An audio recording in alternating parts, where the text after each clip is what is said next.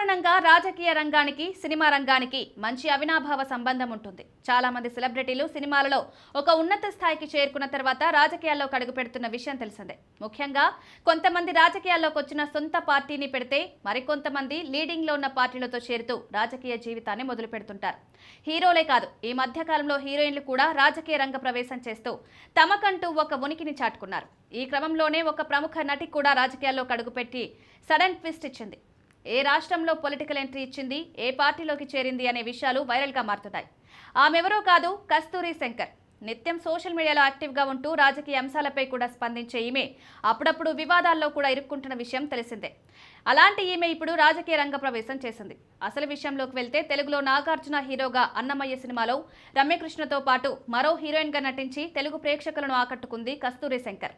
మరొక వైపు బుల్లితెర సీరియల్స్లో కూడా నటిస్తూ ప్రేక్షకులను ఆకట్టుకుంది. ముఖ్యంగా ఇంటింటి గృహలక్ష్మి సీరియల్లో చాలా హోమ్లీగా కనిపించి అందరి దృష్టిని ఆకర్షించింది.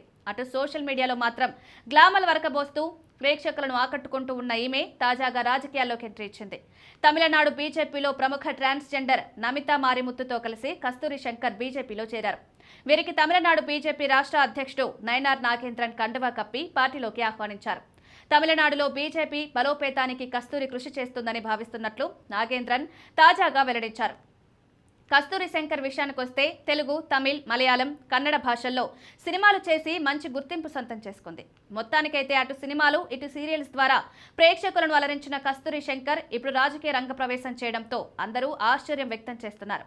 సోషల్ మీడియాలో యాక్టివ్గా ఉంటూ అటు విమర్శలకు కేర్ ఆఫ్ అడ్రస్గా నిలిచిన ఈమె రాజకీయాల్లోకి వెళ్లడం ఏంటి, ఇలా సడన్ గా ట్విస్ట్ ఇచ్చిందేంటి అంటూ ఎవరికి వారు కామెంట్స్ చేస్తున్నారు.